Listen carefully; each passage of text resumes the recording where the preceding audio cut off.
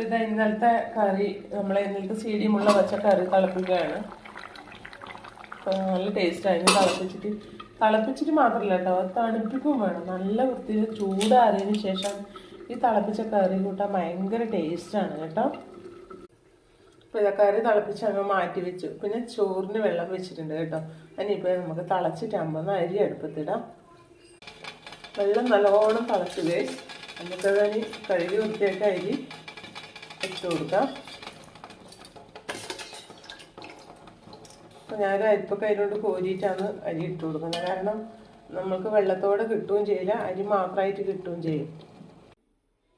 കുരുമുളക് ഇട്ടിട്ട്, പിന്നെ പുഴമീനാണ് ഇട്ടത്, മാലാൻ. നമുക്കിത് കുരുമുളക് ഇട്ടിട്ട് ഒന്ന് മുളീശം വെക്കാം. അപ്പോൾ കഴുകി വൃത്തിയാക്കിയ മീനിൻ്റെ കഷ്ണത്തിലേക്ക് പിന്നെ മല്ലിപ്പൊടി, പറങ്കിപ്പൊടി, മഞ്ഞൾപ്പൊടി, 3 വെളുത്തുള്ളിയിൽ ചതച്ചത് ഇട്ട് കൊടുക്കാം. അപ്പോൾ അതിലേക്ക് പാകത്തിനുള്ള വെള്ളം കൂടെ നമുക്ക് ചേർത്ത് കൊടുക്കാം. അപ്പോൾ ഇനി പാകത്തിനുള്ള ഉപ്പ് കൂടി നമുക്ക് ചേർത്ത് കൊടുത്തിട്ട് കറി ഒന്ന് റെഡിയാക്കി എടുക്കാം. അപ്പോൾ ഉപ്പ് ഞാൻ ചേർത്ത് കൊടുക്കുന്നുണ്ട്. അപ്പോൾ കുറച്ചും കൂടെ വെള്ളം ഒഴിച്ച് കൊടുക്കാം. അപ്പോൾ ഇതൊന്ന് റെഡിയാക്കി എടുക്കാം. കൈപ്പക്കും പയറും ഉപ്പേരി വെക്കാം. അപ്പോൾ മെഴുക്ക് പുരട്ടിയല്ല, സാധാരണ നമ്മൾ വെക്കുന്ന ഉപ്പേരിയില്ലേ, ആ വെള്ളമെല്ലാം ഒഴിച്ചിട്ട് അതുപോലെയാണ് ഉണ്ടാക്കുന്നത്. അപ്പോൾ കൈപ്പക്കയും പയറും മുറിച്ചെടുത്ത് നമുക്കൊരു പാത്രത്തിലേക്ക് ഇട്ട് കൊടുക്കാം. ആവശ്യത്തിനുള്ള മഞ്ഞൾപ്പൊടിയും പാകത്തിന് വെള്ളവും ഉപ്പെല്ലാം ചേർത്ത് നമുക്ക് ഈ ഉപ്പേരി ഒന്ന് റെഡിയാക്കി എടുക്കാം. ഉപ്പും മഞ്ഞൾപ്പൊടിയിലിട്ട് നമുക്ക് പാകത്തിന് വേകാൻ ആവശ്യമായ വെള്ളം കൂടെ അതിലേക്ക് ചേർത്ത് കൊടുക്കാം. ഇനി നമുക്ക് ഈ ഉപ്പേരി ഒന്ന് റെഡിയാക്കി എടുക്കാം.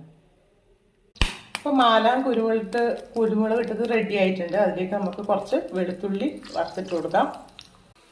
അപ്പം അങ്ങനെ നമ്മുടെ വറവ് റെഡിയായി. നമുക്ക് കറിയിലേക്ക് ഒന്ന് ഒഴിച്ച് കൊടുക്കാം.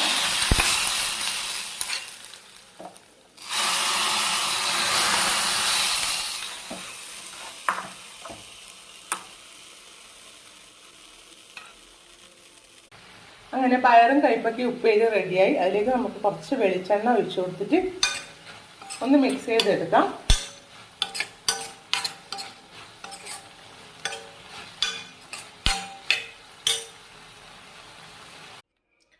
അങ്ങനെ നമ്മുടെ ഉച്ചക്കത്തെ ചോറും കറിയും റെഡിയായി. ഇത് മാലാം മുളീശം അടിപൊളിയായിട്ട് ടേസ്റ്റ് ആയിട്ട് കിട്ടിയിട്ടുണ്ട്.